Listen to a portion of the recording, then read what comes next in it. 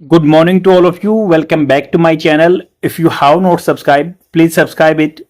Press the bell icon. Hit the like button also. Friends, जैसा कि आप जानते हैं मैं बहुत दिनों से न्यूज़पेपर रीडिंग की वीडियो बना रहा हूं। अगर आपने प्लेलिस्ट नहीं देखी ना तो देख लीजिए, आपको वोकैबुलरी सेक्शन मिलेगा वहां पे एक प्लेलिस्ट। वो आपके एग्जाम के लिए बहुत ही बेनिफिशियल रहेगा, एसएससी या कोई भी बैंकिंग एग्जाम दे रहे हैं तो। सेकेंडली, जो हम ये रेगुलर प्रैक्टिस करते हैं तो डेफिनेटली इसमें एफर्ट लगते हैं, आप मानो या ना मानो।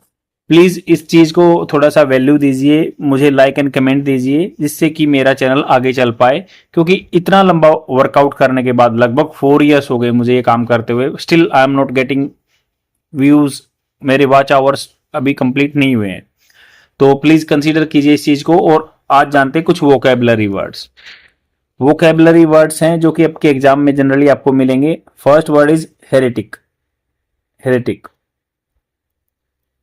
इसका मतलब होता है as a noun, parts of speech as a noun की तरह यूज होता है। इसका मतलब होता है कोई भी पर्सन जो होल्ड ओपिनियन या बिलीफ मानता है contrary to what is generally accepted. मतलब जो एक्सेप्टेड है उसके अपोजिट में जो चीज मानता है। मतलब एक तो ऑर्थोडॉक्स सोसाइटी होती है, एक होता है जो लेफ्टिस्ट बोलते हैं या रेडिकल थॉट पॉइंट रहते हैं जिसके, तो वो ओपिनियन से थोड़ा सा अलग चलता है, हेरेटिक। तो इसके सिनोनिम्स क्या होंगे? डिसेंटर, मतभेद करने वाला, जो मतभेद करता है ना, डिसेंट करता है। Non conformist, non conformist, conformist होता है जो रूल के हिसाब से चले, आपने जो कह दिया वो कर दिया। ये नॉन कन्फॉर्मिस्ट, उसका मतलब ये हेरेटिक का सिनोनिम होगा। ये दोनों सिनोनिम है। अब आइकोनोक्लास्ट, मतलब जो आइकोनोक्लास्ट जो अपोजिट चले। ये था स्कैज्म। स्कैज्म होता है भाई जो, उसके आगे ATIC लगा दिया, स्कैज्मेटिक, जो दरार डाले। नेक्स्ट वर्ड है, इसका एंटोनिम्स क्या होगा? इनका एंटोनिम्स होगा जो बिलीवर है। एंटोनिम्स क्या है? बिलीवर, जो थॉट प्रोसेस में सोचे विचारे, बिलीव करने वाला। कन्फॉर्मिस्ट, जो रूल का पालन करने वाला, कन्फॉर्मिस्ट। एंड फॉलोवर या ऑर्थोडॉक्स, ये इसके एंटोनिम्स होंगे। ऑर्थोडॉक्स, ये सब इसके एंटोनिम्स होंगे। तो ये वोकैबुलरी वर्ड डायरेक्ट आपको एग्जाम में मिलेंगे। कैसे याद रख सकते हैं भाई इसको? एग्जाम्पल कैसे यूज करना है? एज ए नाउन है ना, नाउन की तरह यूज करना है सेंटेंस में। जैसे because he question the scientific theories of his time he was branded as a heretic by peers, his peers. जो उसके पीयर्स थे, पीयर्स होता है जो साथी। कई बार सुना हुआ एक वर्ड आपने, पीयर प्रेशर। पीयर प्रेशर जो आपके फ्रेंड वगैरह आपके प्रेशर में आप करते हैं, वो पीयर प्रेशर बोलते हैं उसको। तो हेरेटिक का पता चल गया। और स्पोकन इंग्लिश के लिए बहुत ही बेनिफिशियल है एग्जाम्पल सेंटेंस जानना, क्योंकि हमें उसको एज ए नाउन ही तरह यूज करना है। ऐसे नहीं है कि वर्ब की तरह यूज कर लें, सेंटेंस फॉर्मेशन गलत हो जाए तो वो आपके एग्जाम के लिए भी बेनिफिशियल ही नहीं, आपकी स्पोकन इंग्लिश के लिए। नेक्स्ट वर्ड है heresy. Heresy, HERESY, heresy, as a noun की तरह यूज होता है। अब ये क्या है? ये बिलीफ है, कोई बिलीफ या opinion that is profoundly at odds what is generally accepted. तो वो क्या है? ये भी नाउन की तरह है। ये क्या है? फीलिंग है, हेयर से फीलिंग है। और हेरेटिक क्या था? नाउन था, कोई आदमी था, कोई पर्सन था जो, या ये क्या है? ये बिलीफ है।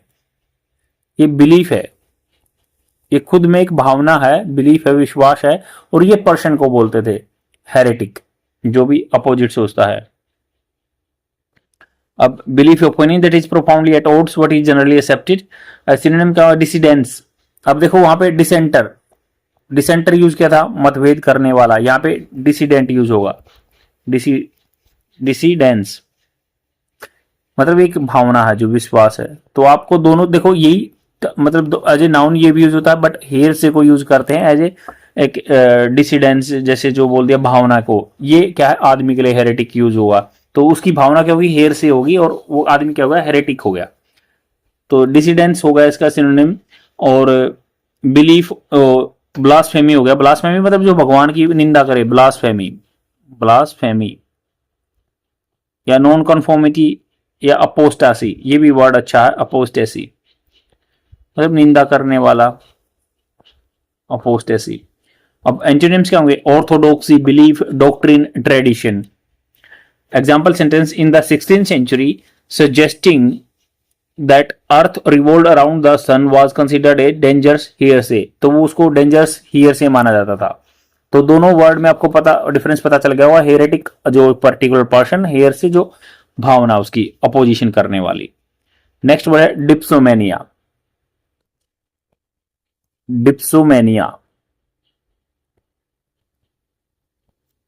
डिप्सोमेनिया एज ए नाउन की तरह यूज होता है, संज्ञा की तरह। जैसे uncontrollable open periodic craving for alcoholic beverages, मतलब जिसको जो है भाई दारू की ज्यादा लत लगती है ना, उसको बोलते हैं डिप्सोमेनिया। अनकंट्रोलेबल फीलिंग के लिए यूज होता है, क्रेविंग के लिए यूज होता है।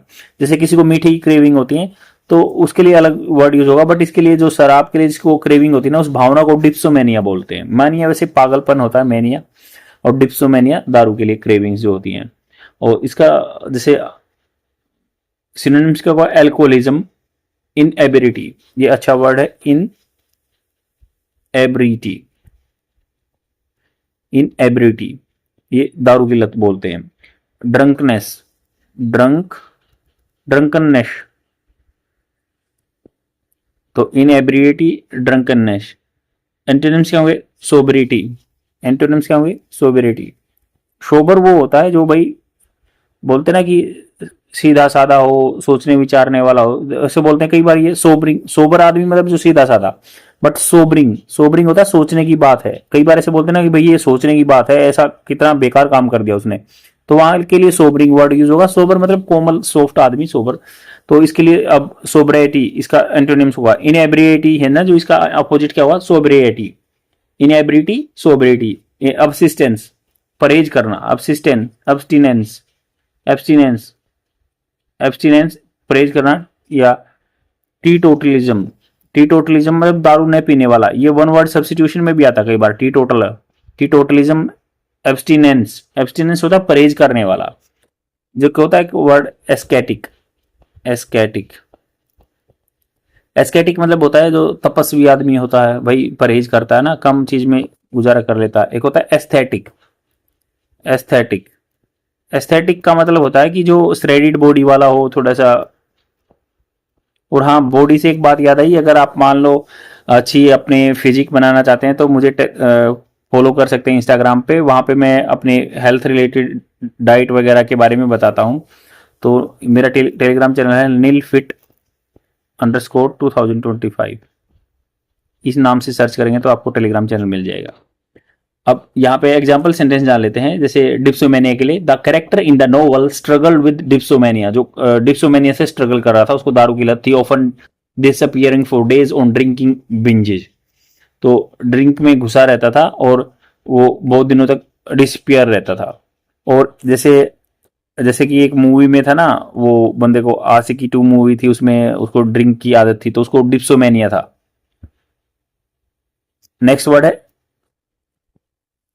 एमरिटस, एमरिटस, एमरिटस का मतलब हो गया एज ए एडजेक्टिव की तरह, विशेषण की तरह यूज होता है।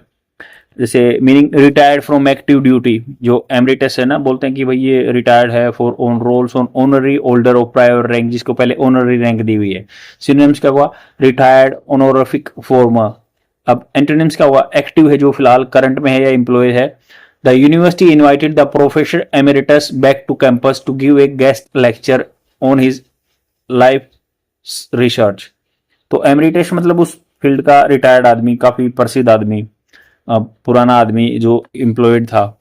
नेक्स्ट वर्ड है dirge, DIRGE, dirge. Ajay noun की तरह यूज होते हैं।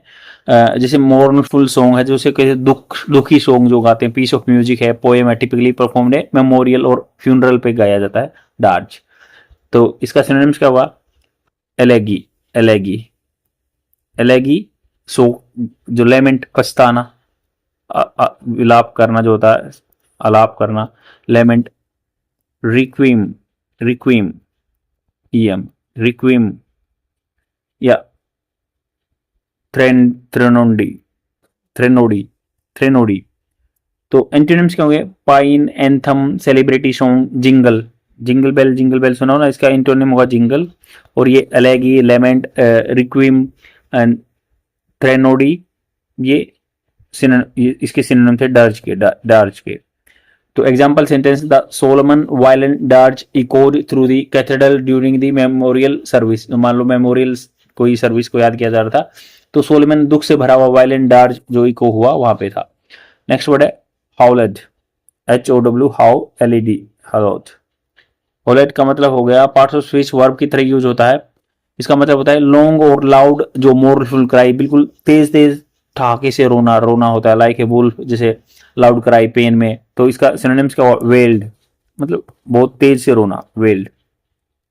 तो डर्ज यूज हुआ कि भाई सॉन्ग के लिए, और होल क्या है, जो कोई पर्टिकुलर क्रिया जो वर्ब की तरह यूज हुआ, और वो एज ए नाउन की तरह यूज होता था। डर्ज होता है मोर्नफुल सॉन्ग, और होल ये क्रिया वर्ब की तरह कराना, जैसे तेज तेज रोना। बेलोज, बेलोज, बेलो, बेलो से ईडी लगा दो। बट एक एक और दूसरा वर्ड बताता हूं, सिमिलर है, बिलोड। बिलोड होता है जैसे चिमनी धुआं फेंकती ना, एकदम से बौछार मरना, ऐसे बिल्कुल से एकदम से बिलोड, ये धुआं छोड़ना, ये बेलोड है, ये जो दुखी क्रिया करना। येल्प, येल करना, येल्प, या श्रिक, चीखे मारना, जैसे दर्द में भी कराते हैं तो उसके लिए भी वर्ड्स होगा, shriek, yelp, bellowed, wailed. Antonyms का विस्पर करना, फुसफुसाना, whisper, murmured, silence, muted. Example जैसे the wind howled through the empty corridors of the old house all night long, पूरी रात जो चली, होल्ड चली, वहां पे करहा के चली, ठहा के चली। अब देखते हैं कुछ जैसे अब वोकेबलरी वर्ड्स काफी हो गए, तो ये जो कल का न्यूज़पेपर का आर्टिकल हम देखेंगे, क्योंकि आज न्यूज़पेपर का जो है मैं डाउनलोड नहीं कर पाया, क्योंकि अर्ली मॉर्निंग मुझे काम होता है। तो एक दिन ऐसे हो सकता है कि मैं पुराने न्यूज़पेपर से पढ़ाऊं, तो उसका कोई दिक्कत नहीं है। ये द हिंदू का ओपिनियन पेज है 23 मार्च का, और यहाँ पे अच्छा आर्टिकल दिया हुआ है। तो इसमें क्या दिया हुआ है मैं ये बताऊंगा, पहले से आपको क्रक्स बताऊंगा कैसे ये मेंस आंसर राइटिंग में यूज हो सकता है। तो पहला है जो कंटेक्स्ट दिया हुआ है, इसमें बजट या ग्लोबल जो ट्रेड के बारे में। तो मतलब जैसे आयुष जो है, इसमें आयुर्वेदा, यूनानी सिद्धा, होम्योपैथी जो के बारे में बात करेंगे। तो ये आयुष की अपॉर्चुनिटी है, इसको अपॉर्चुनिटी को यूज करना चाहिए। अब इसमें बजट में जो दिया गया था, या इंफ्रास्ट्रक्चर जो बनाया गया है, या ग्लोबल एम्बिशन, एम्बिशन क्या होता है, और वर्सेस साइंटिफिक अकाउंटेबिलिटी, जिम्मेवारी, और जो वेस्टर्न बायस आर्गुमेंट करेंगे, और ये बायोमेडिसिन क्या होता है, क्या क्या कर सकते हैं, और सब्सिट्यूशन में क्या क्या हो सकता है। तो इन्होंने कहा कि जो 2026-27 का union budget and India new free trade agreement with EU signals Ayurveda ambitious leap, ambitious मतलब आकांक्षाओं से भरी हुई छलांग, into the global mainstream, global mainstream में आ गए हैं। 2026-27 का बजट था, और EU के साथ फ्री ट्रेड एग्रीमेंट हुआ, और आयुर्वेदा योगा, आयुर्वेदा योगा, नेचुरोपैथी, यूनानी सिद्धा और होम्योपैथी आयुष की फुल फॉर्म होगी। Ministry budget has nearly doubled हो गया है पास्ट 5 ईयर्स। तो ये प्रेज कर रहा है गवर्नमेंट को, मतलब बजट में क्या है, पिछले 5 साल में डबल हो गया ये, reaching 4,408 crore this year. 4,408 crore रुपया दिया आयुष मिनिस्ट्री ने 2026-27 के यूनियन गवर्नमेंट के बजट में। Further finance minister Nirmala Sitharaman has announce, ये अनाउंस कर चुकी है, घोषणा कर चुकी हैं, पहले हो चुका ना event. 3 all India new institute of Ayurveda, all India institute मिलेंगे, जैसे एम्स है वैसे तरह आयुर्वेदा के, aiming set top standard for traditional medicine and similar to how AIIMS leads modern medicine in India. तो एम्स की तरह ही ऐसे कुछ ट्रेडिशनल जो मेडिसिन में लीड कर रहे हैं, वैसे ही आयुष के 3 कॉलेज बनाए जाएंगे। These institutes will not just treat patient को ट्रीट नहीं करेंगे, they will teach and conduct advance research as well, ये कंडक्ट करेंगे एडवांस रिसर्च जो है, या पढ़ाएंगे भी। The budget also turbocharges मतलब एकदम से फ्यूल दे दिया नेशनल आयुष मिशन को, और raising its funding by 66% to modernise dispensaries, establishing AYUSH clinic inside government hospital. Government hospital के अंदर ही आयुष क्लिनिक बनाएंगे, डिस्पेंसरी बनाएंगे, मॉडर्नाइज करेंगे दवाइयों को। और यहाँ पे बजट में ये बात कर दी, जो आयुष मिशन था, नेशनल आयुष मिशन, उसमें 66% और पैसे डाल दिया, एंड अपग्रेड कर दिया ड्रग टेस्टिंग लेबोरेटरी। कहते हैं ना कि भाई जो आयुर्वेदा में ये दिक्कत आती है कि भाई वहाँ के टेस्टिंग नहीं होता, तो वहाँ पे टेस्टिंग के लिए लेबोरेटरी भी की है, अपग्रेड किया है। टुगेदर दीज मेजर्स, जो सारों को मिला के ये जो उपाय किए हैं, reflect an effort to bring traditional medicine into mainstream health ecosystem rather than the treat it is a alternative silo. Silo होता अकेले में, साइलो में एक भंडार होता है, वैसे अकेले में जो अल्टरनेटिव साइलो मत बनाओ, इसको मेन स्ट्रीम में लेके आओ। तो ग्लोबल रीच, अब ग्लोबल लेवल पे बात करते हैं क्या है। If the budget gives Ayurveda depth within the India, within the India में बजट ये बूस्ट करेगा। India European free trade agreements gives its global reach, world level पे रीच पहुंच जाएगी।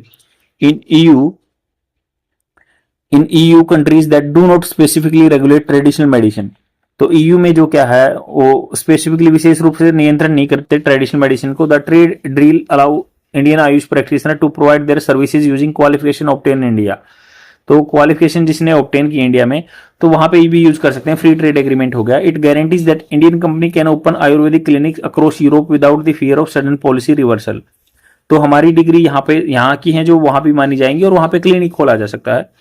और it is also set up a system where Indian safety certificates could eventually, could मतलब future में be accepted in Europe, जो certificate है वहां पे एक्सेप्ट किए जाएंगे, which means that products approved in India might not need extra testing, तो यहाँ पे अप्रूव हो गया ना जो लेबोरेटरी में, वहां पे भी कंसिडर किए जाएंगे। However this policy is also movement, एक ऐसा समय आ गया है which will test whether the country can merge faith in heritage with the discipline of evidence, तो इन्होंने कहा कि ये टेस्ट भी करेगा इंडिया का जो है क्या मर्ज मिल सकता है विश्वास जो हेरिटेज में, जो हमारी परंपरागत चीज है, with the discipline of evidence, उसके साथ जो है जो एक डिसिप्लिन क्या है, एविडेंस, जो एलोपैथी है वो अपना एविडेंस पे सबूत पे काम करती है, क्या उसके साथ ये मर्ज हो पाएगा।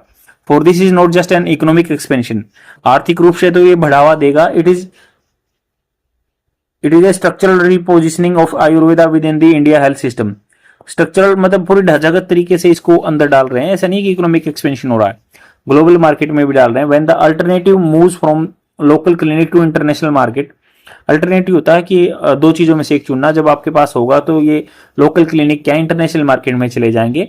It enters regulatory and scientific arenas, arena मतलब होता है क्षेत्र जहां पे फाइट होती है, वैसे जैसे बॉक्सिंग अरीना सुनाओ, रेसलिंग अरीना सुनाओ, तो ये कह रहे हैं कि ये इंटर करेगा नियंत्रण करने में, एंड साइंटिफिक अरीना में दैट डिमांड प्रूफ, जो कि मांगती है प्रूफ, ये चैलेंज बता रहे हैं क्या है। These treatments understood as a tradition and complementary, complementary होता है जस्ट अल्टरनेटिव मेडिसिन माना जाता है इनको, ट्रेडिशनल कॉम्प्लीमेंट्री मतलब पहले से कोई दवाई ले रहे हो आयुर्वेदिक भी ले लो उस पर, complementary add on alternative medicine while will be evaluated with stringent regulatory and vigilance framework. अब इन्होंने कहा कि टीसीएम तो माना जाता है इनको, बट इनको इवेल्युएट किया जाएगा, जांचा जाएगा, विद इन दी स्ट्रिंजेंट होता है सख्त नियंत्रण में, एंड विजिलेंस निगरानी रखने के ढांचेगत रूप में। This is precisely the moment, ये जो प्रिसाइसली होता है एक्यूरेटली, ऐसा समय आ चुका है व्हेन रेगुलेटरी हार्मोनाइजेशन, रेगुलेटरी नियंत्रण का हार्मोनाइजेशन सामंजस्य बनाना बिकम एसेंशियल, ये बहुत जरूरी हो गया है। If AYUSH products are to circulate in EU market, AYUSH के प्रोडक्ट को सर्कुलेट करना है ईयू मार्केट में, they must meet international standard of safety, तो सेफ्टी स्टैंडर्ड होना चाहिए, या मैन्युफैक्चरिंग की क्वालिटी होनी चाहिए, एंड क्लेम रेगुलेशन जो दावा करता है उनका रेगुलेशन होना चाहिए। Global emission demand scientific accountability, global level पे अगर जो हमारी आकांक्षाएं वो डिमांड करती हैं साइंटिफिक, उनका प्रूव होना चाहिए, अकाउंटेबिलिटी जिम्मेवारी होनी चाहिए, ऐसा नहीं है किसी को कुछ भी दवाई दे दी। Need for the scientific evidence, अब यहाँ पे बात कर रहे हैं कि जरूरत है साइंटिफिक एविडेंस की। इफ क्लेम्स आउटपेस, आउटपेस होता है मान लो दो चीजें चल रही हैं, एक आगे चला जाए, उसके कदम ज्यादा बढ़ जाए, तो अगर मान लो इट क्लेम्स, इफ यदि क्लेम्स आउटपेस कर देते हैं एविडेंस को, जो दावे करते हैं वो उसके सबूत कम मिले, इंडिया रिस्क कर सकता है अपनी लीगल डिस्प्यूट, इसको लीगल कड़कड़े में खड़ा किया जा सकता है आईसीजे में या आईसीसी में। Reputational, international court of justice या इंटरनेशनल क्रिमिनल कोर्ट में। रेपुटेशनल डैमेज, बेइज्जती होगी, रेपुटेशन खराब होगी, एंड रीइंफोर्समेंट मजबूत ऑफ स्टीरियोटाइप, स्टीरियोटाइप होता है जो ऑर्थोडॉक्स सोच होती है, जो पुरानी सोच होती है उसका मजबूत हो जाएंगी वो, और अनसाइंटिफिक ट्रेडिशनलिज्म, और जो एक परंपरागत माना जाता है कि वही अनसाइंटिफिक ट्रेडिशनल परंपरा है ये, तो Ayurveda and other AYUSH system to enter the global mainstream credibly विश्वसनीयता से they must submit to rigorous, rigorous होता कठिन, independent and transparent scientific evaluation conduct by third party research organisation. कोई भी थर्ड पार्टी रिसर्च ऑर्गेनाइजेशन है, ये solution बता रहे हैं कि भाई थर्ड पार्टी कोई भी है, ऐसा नहीं कि इंडियन गवर्नमेंट ही करेगी, कोई थर्ड पार्टी कर सकती है रिसर्च ऑर्गेनाइजेशन, वो उसको इवेल्युएट करेगी क्या हाँ इसका इम्पैक्ट है। At present many assessments are funded, बहुत सारे असेसमेंट जांच करने वाली फंडेड पैसा डिजाइन और overseen by the same ministry that promotes Ayush, Ayush मंत्रालय ही करता है ऐसे, उनको जांच करता है, तो ऐसे गड़बड़ होगी, थर्ड पार्टी आनी चाहिए। Creating a structural conflict of interest, conflict of interest होता है अपने इंटरेस्ट का, जो तुम आप किसी भी बंदे का वो इंटरेस्ट है उसका अपोजिट हो जाएगा, कॉन्फ्लिक्ट विवाद हो जाएगा। Global credibility requires independently funded clinical trial, जहां पे कोई इंडिपेंडेंटली पैसा आए वहां से, ऐसे नहीं है कि ट्रांसपेरेंट मेथोडोलॉजी या पारदर्शी तरीका होना चाहिए, क्लिनिकल ट्रायल होने चाहिए जिन पे विश्वास किया जा सके, पीयर रिव्यूड पब्लिकेशन, जैसे साइंस जर्नल छपते हैं वैसे ही पीयर एक दूसरे का जो साथी हैं रिव्यू करें, पब्लिकेशन होना चाहिए, and willingness to publish negative finding, और ये भी इच्छा होनी चाहिए कि गलत कोई गड़बड़ आ रही है तो उसको भी प्रिंट करना चाहिए या फाइंडिंग्स को। A common defensive move in debates, तो कॉमन डिफेंसिव जो एक आया है डिबेट, वार्तालाप, डिस्कशन अराउंड ट्रेडिशनल मेडिसिन और cultural knowledge is frame scientific scrutiny as colonial bias. तो इन्होंने कहा कि कॉमन एक डिफेंसिव मूव है, स्टेप है इन डिबेट्स जो अराउंड द ट्रेडिशनल मेडिसिन के चला हुआ है पूरे नॉर्मल उसमें या कल्चरल नॉलेज में, इज टू फ्रेम ऐसा साइंटिफिक स्क्रूटनी, छटनी करनी चाहिए एज कॉलोनियल बायस और वेस्टर्न एपिस्टेमिक डोमिनेट। एपिस्टेमिक होता है कि कोई गलत सही को देखते हैं कि भाई ये वो तरीका भी हो सकता है, ये गलत भी हो सकता है। तो जो एपिस्टेमियोलॉजी बोलते हैं कि भाई जो वेस्टर्न थॉट है कि भाई ये जो आयुर्वेदा है ट्रेडिशनल तरीके से यूज कर सकते हैं, इसमें स्क्रूटनी नहीं होगी। तो ये अगर स्क्रूटनाइजेशन साइंटिफिक तरीके से देखेंगे ना तो ये डोमिनेंस को क्या चैलेंज कर देगा जो ब्रिटिशर्स की जो थॉट प्रोसेस है। सर्टेनली निश्चित रूप से the history of colonial medicine in India involve the marginalisation. Marginalisation मतलब इसको एक हाशिए पे जैसे मार्जिन में छोड़ देते ना पेज में, वैसे ही अकेले अलग थलग कर दिया था। एंड डिलेजिटिमाइट, और इन्होंने कहा था कि भाई ये इनको वैद्य कानून के हिसाब से नहीं बताया था, लोकल सिस्टम ऑफ हीलिंग जो यहाँ का हीलिंग का दवाइयों से ठीक करने का सिस्टम था उसको गड़बड़ बता दिया ब्रिटिशर्स ने।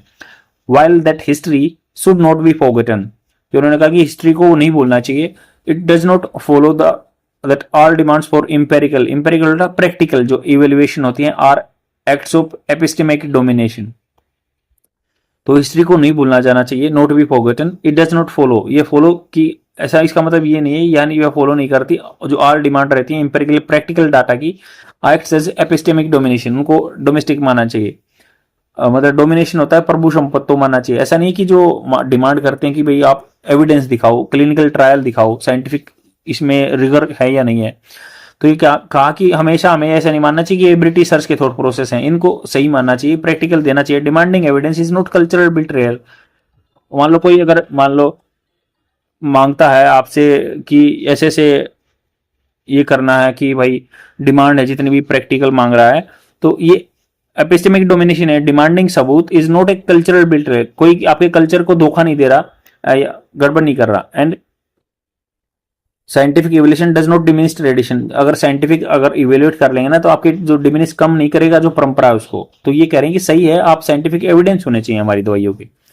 को एग्जिस्टेंस सिस्टम, को मतलब साथ में एग्जिस्टिंग रहने वाला सिस्टम, ऐसी व्यवस्था बनानी चाहिए। फर्दर मोर इससे इसके अलावा जो टेक्निकल ट्रेडिशनल कॉम्प्लीमेंट्री एंड जो टीसीएम की फुल फॉर्म थी alternative medicine system, endure not simply because of cultural loyalty. तो इसकी कल्चरल लॉयल्टी नहीं है, न केवल कल्चरल लॉयल्टी है, कल्चरल होता है सांस्कृतिक रूप से लॉयल्टी वफादारी, but because they carry different imagination of the body health and illness.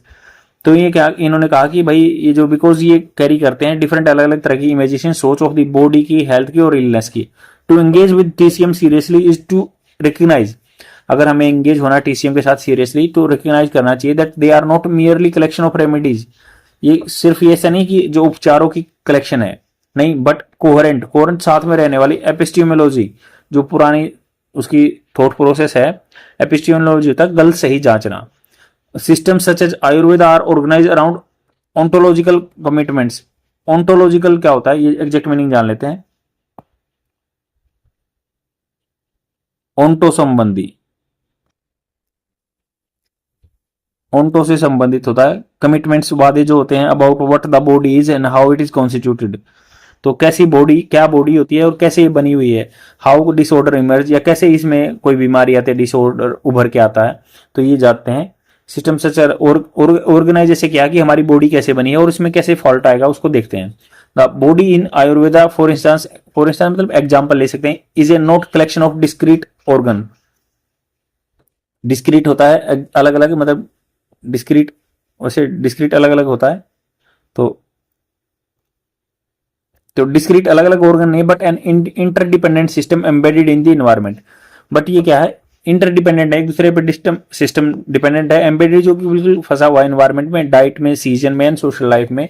Health is a state of equilibrium across physiological, psychological and ecological registers. तो हेल्थ अकेला ये नहीं है, उसमें इक्विलिब्रियम होता है, सामंजस्य बना के रखना होगा फिजियोलॉजिकल में जो आपकी स्ट्रक्चर है उसमें, और साइकोलॉजी में दिमाग से, और इकोलॉजी में। इलनेस इज डिस्टर्बेंस, इलनेस क्या है, बीमारी है। डिस्टर्बेंस है in pattern relation rather than discrete lesion, lesion होता है घाव, अलग से कोई घाव नहीं है, पूरे पैटर्न में गड़बड़ आती है। आयुर्वेदा इस बात पे काम करता है कि भाई कैसे साइकोलॉजिकल है, कैसे सब चीजों से जुड़ा हुआ है। तो इन्होंने कहा कि this stands is contrast to the modern medicine, जो ये सिस्टम है ये कॉन्ट्रास्ट में है, अपोजिट में है जो मॉडर्न मेडिसिन के, which has historically been grounded in the anatomical localisation. तो ये एनाटोमिकल मतलब हो गया कि भाई ये जो पहले सिस्टम था, जैसे इसको मान लिया कि जो एक होता है कि जो ट्रेडिशनल मेडिसिन है या आयुर्वेदा है वो इस चीज पे काम करता है कि ये पुराना जो है पूरी बॉडी एक जैसी है, मतलब पूरी बॉडी इन्वायरमेंट से भी देखती है या देखती है, बट ये क्या अकेला घाव हो गया बस उसी की दवाई दे देंगे। ये जो अपना जिसमें मॉडर्न मेडिसिन इस बात पे काम करती है, जो इशू हुआ है उसी पे उसकी दवाई मिलेगी और उसका ही देखा जाएगा। तो बट आयुर्वेदा दूसरी चीज पे काम करता है। तो एनाटॉमी की मतलब एनाटॉमी होता है बॉडी की स्ट्रक्चर कैसी होती है उसका लोकलाइजेशन। बायोमेडिसिन, बायो मतलब लाइफ मेडिसिन, एक्सेल आगे बढ़ती है identifying spacing casual mechanism and intervening, intervene होता है हस्तक्षेप करना with the precision at the target site. तो अब यहाँ पे कॉन्ट्रास्ट दिखा रहे हैं कि ये कॉन्ट्रास्ट में है मॉडर्न मेडिसिन के। ये तो सब चीजों को इकट्ठा मानते हैं, डाइट है, सीजन है, सोशल लाइफ है, एनवायरनमेंट है, उसमें इंटरडिपेंडेंट है, ऑर्गन कोई डिस्क्रीट में नहीं, अलग में नहीं है। बट इन्होंने कहा कि मॉडर्न मेडिसिन क्या है, कॉन्ट्रास्टली होती है, वो historically been grounded in anatomical. Anatomical होता है बॉडी की शेप, एनाटोमी बोलते हैं ना, बॉडी एनाटोमी, किसी की सबकी अलग अलग शेप है। लोकलाइजेशन की किसी में दिक्कत हुई, बायोमेडिसिन एक्सेल, वो एक्सेल आगे बढ़ती है, अच्छा करती है identifying special casual mechanism, specific कोई कैजुअल मैकेनिज्म हुआ, कोई गलती हुई, उसकी वजह से कोई बीमारी आई है, या इंटरवेन हस्तक्षेप करते हैं precision at the target site, किसी जिस साइट पे बीमारी है उसके पास ही जाएंगे। टीसीएम सिस्टम बाय कॉन्ट्रास्ट, इसके अपोजिट जो ट्रेडिशनल कंप्लीमेंट्री एंड मेडिसिन है often operate through the systematic logic, वो सिस्टमेटिक जैसे आते हैं कि ये दिक्कत होगी, मान लो आपकी खांसी होगी तो अंदर क्या दिक्कत है, ऐसे ऐसे चलते हैं। But the question is not biomedicine versus TCM, question ये नहीं कि बायोमेडिसिन जो अभी लाइफ मेडिसिन दे रहे हैं, मॉडर्न मेडिसिन है, एलोपैथिक है या टीसीएम है। The conceptual frame is TCM do not need to replace biomedicine to be valuable. तो कंसेप्चुअल फ्रेम ढांचा ये है कि टीसीएम जो है अपनी आयुर्वेदा वगैरह उसको नीड जरूरत नहीं रिप्लेस करने की biomedicine to be valuable. Valuable होने के लिए ऐसे नहीं कि बायोमेडिसिन को रिप्लेस कर दे, they can function as a counter points. तो काउंटर पॉइंट की तरह काम कर सकते हैं that expand question about what it means to be healthy. तो ये एक्सपेंड कर सकते हैं कि क्या मतलब होता है हेल्थी का। हेल्थी का ये नहीं कि आपकी बॉडी ऊपर से अच्छी दिखती हो, बट इंटरनली भी अच्छी होनी चाहिए। They offer alternative models of embodiment, embodiment होता है मजबूत करना, किसी चीज को इनहांस करना, एम्बोडीमेंट होता है अवतार। तो इन्होंने कहा कि जो अल्टरनेटिव मॉडल ऑफ एम्बोडीमेंट, ये अल्टरनेटिव मॉडल तरीके बताते हैं अवतार के, models in which the body is ecological and dynamic. ये मॉडल बताते हैं जिनमें बॉडी क्या है, इकोलॉजिकल होता है, पारिस्थितिकी तंत्र के हिसाब से, डायनामिक या चेंज होती रहती है। Thus the goal is not substitution but dialogue. तो इन्होंने कहा कि बदलना नहीं एक दूसरे को, बट डायलॉग एक दूसरे में बातचीत करती रहनी है, जैसे ट्रेडिशनल मेडिसिन या टीसीएम में भी। In that dialogue lies the possibility of strengthening scientific inquiry across the spectrum of care. तो केयर करने वाला सिस्टम ये है कि साइंटिफिक एविडेंस होने चाहिए आयुष में भी। देयरफॉर इसलिए public investment should be fund intellectual openness. तो जो है ना इन्वेस्टमेंट फंड करना चाहिए, इंटेलेक्चुअल ओपननेस, सब साइंटिफिक लेके आए, फ्रीडम होनी चाहिए। Global ambition will be sustain और नॉट बाय असर्शन।